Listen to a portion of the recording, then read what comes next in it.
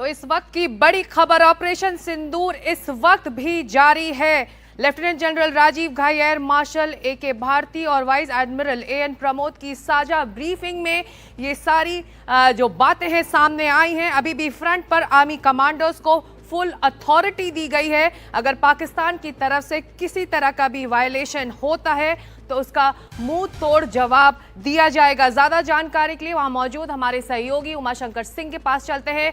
उमा, बहुत सारा ब्यौरा, बहुत सारी जानकारियां बारीकी से क्या हुआ उन 3 दिनों में सामने आ रही हैं, और सबसे बड़ी खबर तो यही कि ऑपरेशन सिंदूर इस वक्त भी जारी है। उमा जी बिल्कुल, देखिए सिक्ता ब्यौरेवार तरीके से उस पूरे घटनाक्रम को और पूरी जो डिटेलिंग है वो दी गई भारतीय सेना के अधिकारियों के द्वारा। अब साफ तौर पे ये कहा गया कि जो टेरर कैंप पे 7 मई को हमला किया गया उसको किस प्रिसाइज तरीके से हमला किया गया, और उसके अलावा न सिर्फ वो हमला बल्कि साथ ही साथ जब 9 मई को जो पाकिस्तान की तरफ से हमला किया गया भारत के ठिकानों पर, उसको कैसे नाकाम किया गया, और उसके बाद किस तरीके से जो पाकिस्तान के एयर बेसेज हैं उस पर हमला करके उसको नुकसान पहुँचाया गया, वो तस्वीरें भी इस प्रेस ब्रीफिंग में दिखाई गई। तो भारत ने जो एक सैन्य तरीका अपनाया पाकिस्तान के आतंकी कैंप को नष्ट करने का, और उसके बाद भारत ने ये एक ऑप्शन दिया था पाकिस्तान को 7 मई को ही डीजीएमओ के जरिए कि वो बातचीत करना चाहें तो कर सकते हैं, क्योंकि इस बात की इतला जो है वो पाकिस्तान को डीजीएमओ के जरिए दी गई थी कि भारत ने इस अभियान को अंजाम दिया है और निशाने पर सिर्फ और सिर्फ आतंकी ठिकाने हैं, न कि सैन्य या नागरिक ठिकाने। इस बात को भी इस प्रेस कॉन्फ्रेंस में कई बार साफ किया गया कि जो पहला 7 मई का जो हमला था वो उसका मकसद किसी भी तौर पर पाकिस्तान के सैन्य या नागरिक ठिकानों को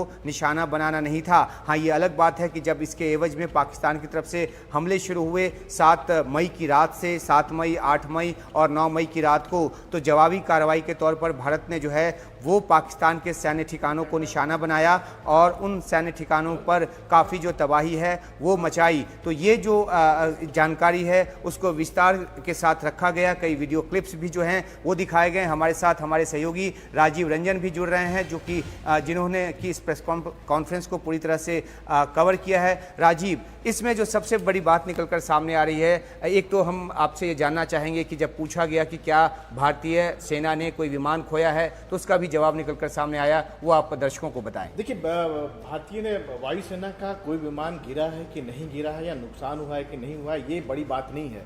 बड़ी बात जो यहाँ पर कही गई है कि हमने जो टारगेट जो दिया गया था, हमें सरकार जो टारगेट दिया गया था टेररिस्ट कैंप को डिस्ट्रॉय करने का, बर्बाद करने का, हमने उस टारगेट को अचीव किया और हमारे जो पायलट हैं वो हमारे पास सुरक्षित है। तो ये, और सबसे बड़ी बात उन्होंने यह भी बताई कि अभी ये ऑपरेशन चल रहा है और ऐसे मौके पर कई चीज़ों का ऑपरेशनल डिटेल का खुलासा करना ये अपने आप में ठीक नहीं है, मनोबल को लेकर और दूसरी चीज़ों को लेकर उसका कम से कम एनिमी को यानी दुश्मन को फायदा ना पहुंचे। तो बहुत नपे तुले अंदाज में जो ऑपरेशन चल रहा है अपनी बात रखी। उन्होंने कहा कि हमारे सारे पायलट सुरक्षित है, हमारे पास है, और सबसे बड़ी बात है कि जब कॉम्बैट ड्रिल में आप होते हैं, जब लड़ाई के मैदान में होते हैं, बिल्कुल वार लाइक सिचुएशन होते, तो क्या खोया क्या पाया ये मैंने जी बिल्कुल, और इसलिए ये सवाल अहम है राजीव, ये इसलिए सवाल अहम है क्योंकि बहुत तरह की शंकाएं, बहुत तरह के भ्रम और बहुत तरह की जो भ्रांतियां हैं वो फैलाई जा रही हैं। और जब सेना के अधिकारी आज सामने थे तो उनसे सीधा सवाल पूछा गया और उन्होंने जो जवाब दिया और राजीव ने बताया, और ये जवाब दर्शकों तक पहुंचना इसलिए लाजमी है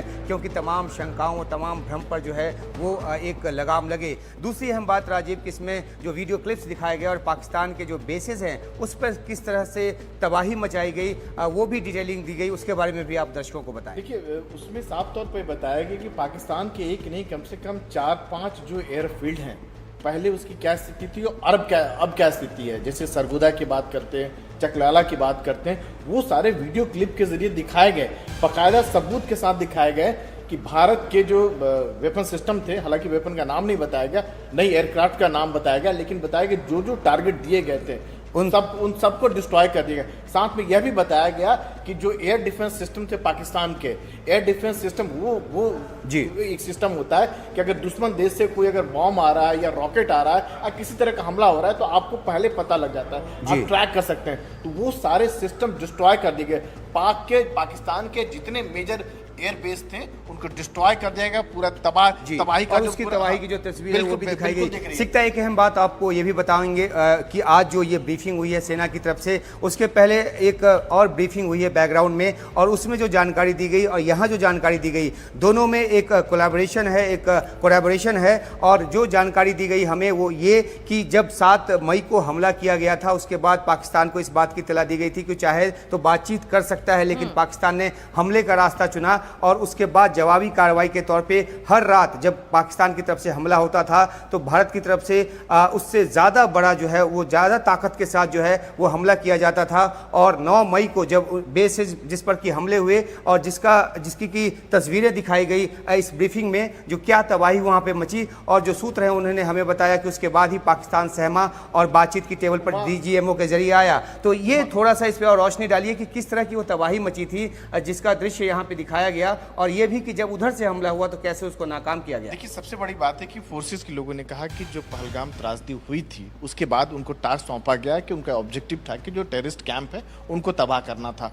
9 टेररिस्ट कैंप जो हैं तय किए गए, और सबसे बड़ी बात है जो बहावलपुर और मुरीद के उस टेररिस्ट कैंप को हिट करना। मुरीद के बहावलपुर की बात करें तो पाकिस्तान के पंजाब प्रांत में, पंजाब सबसे ताकतवर प्रांत माना जाता है, और उसके विजुअल दिखाए गए कि पहले उस कैंप की स्थिति क्या थी, अब कितने थे, और जो बताया गया कि जो 9 जो टेररिस्ट कैंप है वो पूरी तरह से तबाह कर दिए गए, और कितने आतंकी मारे गए, 100 के करीब आतंकी मारे जाने के खबर कितने बड़े थे कि उसके जो अंतिम संस्कार हो रहे थे जनाजे में पाकिस्तानी सेना के कई सारे अफसर आए हुए थे, और वो जो पाकिस्तानी झंडा एक राजकीय सम्मान के साथ उनको जो है विदा किया गया। तो समझा जा सकता है कि जो, और सबसे बड़ी फोर्सेस के इस बात का सुकून था उनको, और इस बात का गर्व था कि हमने जो टारगेट दिया गया था हमने उसको अचीव किया।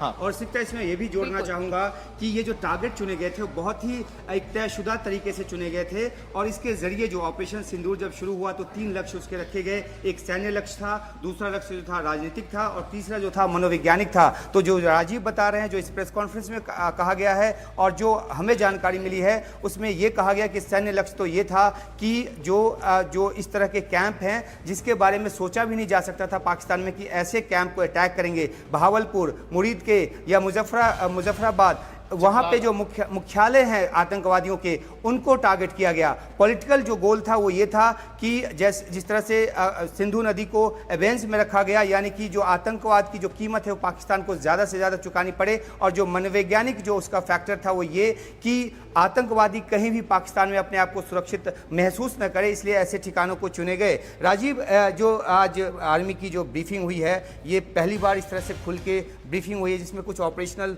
डिटेल्स भी जो है वो दिए गए। आपको क्या लगता है कि इसमें जो सबसे बड़ी बात जो बताई गई वो क्या बताई गई? देखिए, सबसे बड़ी बात ये बताई गई, मुझे जो लगता है कि सेना का कहना ये था कि पिछले 4 दिन से जो कुछ चल रहा था वो जस्ट लाइक वार की तरह था। एक लड़ाई के मैदान में बिल्कुल कुछ वैसा ही होता है, और बिल्कुल उसी तरह की तैयारी थी। हम लोग, हालांकि वार डिक्लेयर नहीं हुआ है, लेकिन पाकिस्तान की ओर से लगातार उसके फाइटर या उसके जो मिसाइल जिसको कह सकते हैं वो भारत के एरिया में अतिक्रमण करने की कोशिश कर रहे थे, लेकिन जो हमारा एयर डिफेंस नेटवर्क इतना ताकतवर था कि उनको घुसने नहीं दिया। भारतीय सेना को यह भी आशंका था कि जिस तरह से LOC पर पाकिस्तान की ओर से सीज फायर का उल्लंघन किया जा रहा है, पाकिस्तानी आर्मी भी घुसपैठ करने के फिराक थी। पहले आतंकियों को घुसपैठ कराते थे और अब पाकिस्तानी आर्मी में घुस सकते थे, और मे भी कुछ करने का उनका इरादा हो, लेकिन उनके सारे इरादों को भारतीय सेना ने विफल कर दिया। सेना का यह भी कहना है कि हम कल जो 12 बजे बातचीत होगी DGM लेवल पर, आज के दिन हम पूरा इंतजार करेंगे, रात देखेंगे कि पाकिस्तान की क्या होता है क्या नहीं होता है, और साथ में इन सारे आर्मी कमांडरों को एक सीधा निर्देश दिया गया। हाँ, जी, एक सवाल मेरा राजीव से है, एक सवाल मेरा राजीव से है। भारतीय नौसेना अभी भी अरब सागर में तैनात है, और ये एक एज है भारत के लिए, एक डोमिनेटिंग फोर्स है, जैसा कि अधिकारियों ने इस साझा ब्रीफिंग में बताया है। जी राजीव, सिकता का आपके लिए सवाल है कि जो भारतीय सेना है वो अभी भी अरेबियन सी में है, और वो एक एडवांटेज है एक तरह से रणनीतिक तौर पर। बिल्कुल एडवांटेज है, और सबसे बड़ी बात है कि नौसेना ने यह भी कहा कि पाकिस्तानी नौसेना जानती है कि अगर उसने हरकत किया तो उसे क्या कीमत चुकानी पड़ेगी। सेना का यह भी कहना है कि हम पूरी तरह से तैयार हैं। कल तक हम देखेंगे पाकिस्तान क्या हरकत करता है, क्या नहीं करता। अगर कोई उल्लंघन करता है, जो सहमति बनी है, तो सेना प्रमुख का सीधा निर्देश है कि सेना को जो लगता है, यानी जो ग्राउंड लेवल पर कमांडर हैं, वो अपने हिसाब से उचित निर्णय ले सकते हैं। यानी गेंद पाकिस्तान के पाले में है, वो शांति चाहता है या फिर जो चाहता है कि फिर से भारतीय सेना सबक चुका है। और भारतीय सेना का यह भी कहना है कि फिलहाल हमने 9 आतंकी ठिकानों को टारगेट किया है, लेकिन अगर मौका आएगा तो और बाकी बचे हुए आतंकी ठिकाने हम उसको भी बर्बाद कर देंगे।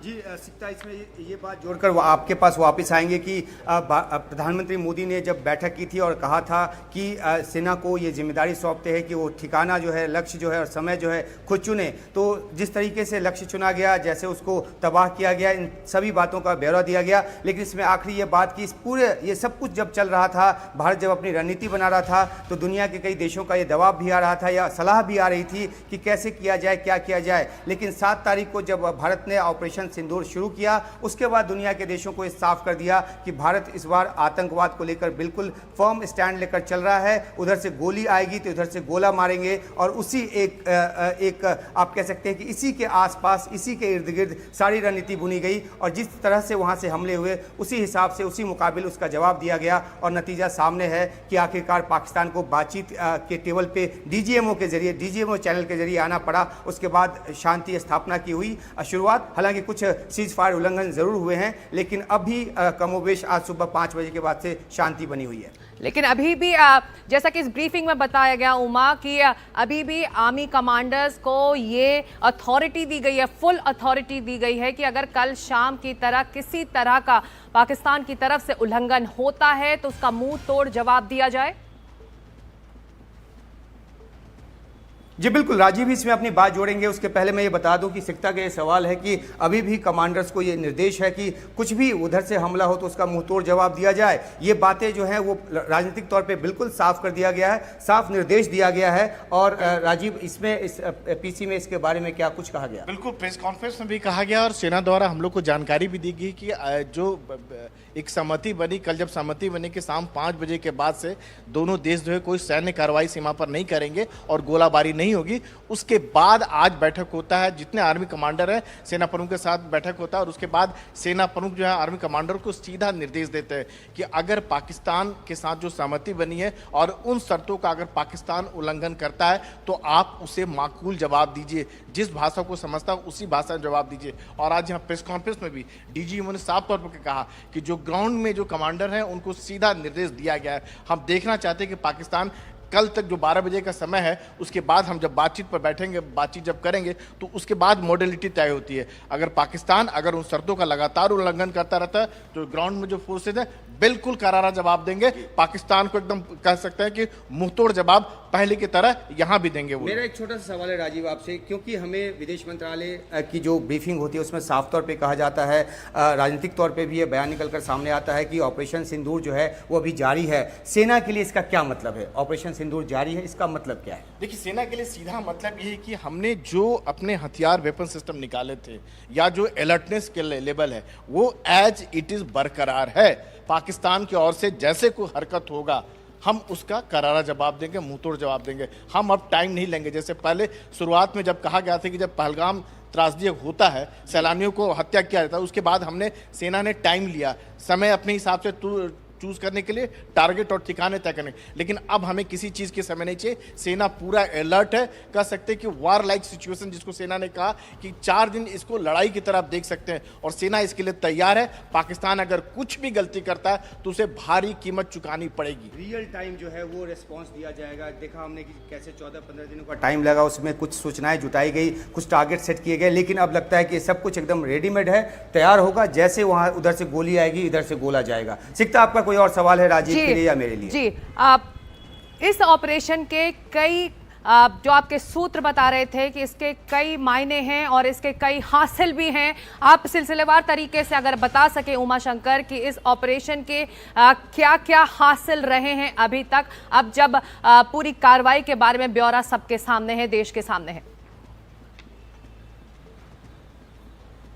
जी देखिए, सिलसिलेवार ढंग से जो हमें बताया गया वो ये कि जो पहलगाम का जो आतंकी हमला है उस हमले को बिल्कुल अलग तरीके से लिया गया। हालांकि दशकों से भारत के ऊपर आतंकी हमले होते रहे हैं, लेकिन इस हमले के बाद ये तय कर लिया गया कि इसका माकूल जवाब दिया जाएगा। और पहली बार जब सऊदी अरब में जब प्रधानमंत्री मोदी थे तभी अमेरिकी राष्ट्रपति ट्रंप का फ़ोन आया था, और वो जो फ़ोन था वो तो संवेदना जताने के लिए था, लेकिन उसके बाद से ही भारत ने जो रीच आउट करना है वो शुरू कर दिया और कैसे पाकिस्तान से तार जुड़े हैं वो बताना शुरू कर दिया। मैं अब छोटे में बताना चाहूँगा आपको, बड़ी लंबी ये जो हमें ब्रीफिंग मिली थी, लेकिन जो ऑपरेशनल पार्ट है उसका ये कि 1 से 6 मई के आसपास लोग ये पूछ रहे थे कैसे करेंगे, क्या करेंगे।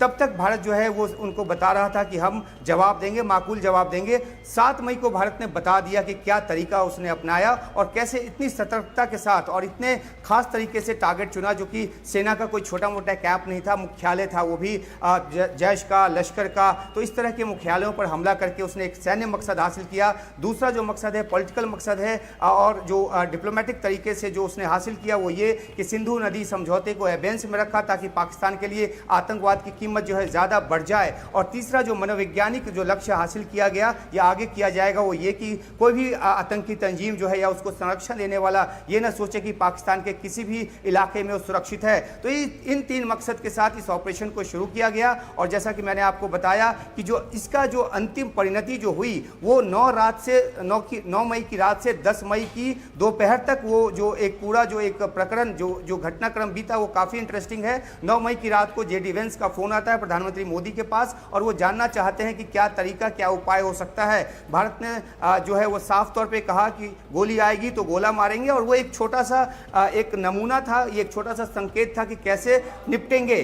पाकिस्तान ने गलती क्या कर दी कि 9 तारीख की रात को उसने 14 ऐसे ठिकानों पर हमले किए, जो कि हालांकि वो हमले नाकाम कर दिए गए। उसके बाद भारत ने उन ठिकानों पर हमले किए जिसके दृश्य जो है आज इस ब्रीफिंग में दिखाए गए, और वहाँ पे तबाही मची और तब जाकर पाकिस्तान सहमा। 7 मई को जो भारत ने कहा था डीजीएमओ के जरिए कि आप आइए बात कीजिए, उन्होंने बात नहीं किया। लेकिन 10 मई को डीजीएमओ की तरफ से, पाकिस्तान के डीजीएमओ की तरफ से तकरीबन 1 बजे के आसपास फ़ोन कॉल आया। 3:30 बजे बातचीत हो पाई दोनों डीजीएमओ के बीच, और उसके बाद ये इस समझौते तक पहुँचा गया। तो दोनों देशों के बीच डीजीएमओ के स्तर की द्विपक्षीय बातचीत के बाद इस सहमति तक पहुंचा गया। और इसके पहले पाकिस्तान जो है उसने अमेरिका के भी दरवाजे खटखटाए, वहां से भी मदद मांगी, और तभी वहां के जो मार्को रूबियो विदेश मंत्री हैं उन्होंने आसिम मुनीर से बात की थी। और उसके बाद ही पाकिस्तान जो है ये समझ गया कि भारत का जो रुख है वो गोली आएगी तो गोला मारेंगे। तो ये अमेरिका के जरिए भी पाकिस्तान को इस बात के पूरे जो संदेश हैं वो दे दिए गए। तो ये पूरा एक प्रकरण था छोटे में। इस तरह से पर्दे के पीछे से या जो सामने दिखा उसके साथ साथ पर्दे के पीछे किस तरह की रणनीति बनी और कैसे इस पर अमल किया गया, ये तमाम बातें सूत्रों के हवाले से सामने भी आई, और जो प्रेस कॉन्फ्रेंस में आर्मी ने सामने से बताया उस तौर पर भी सामने आई। चिकता, धन्यवाद आपका उमा शंकर।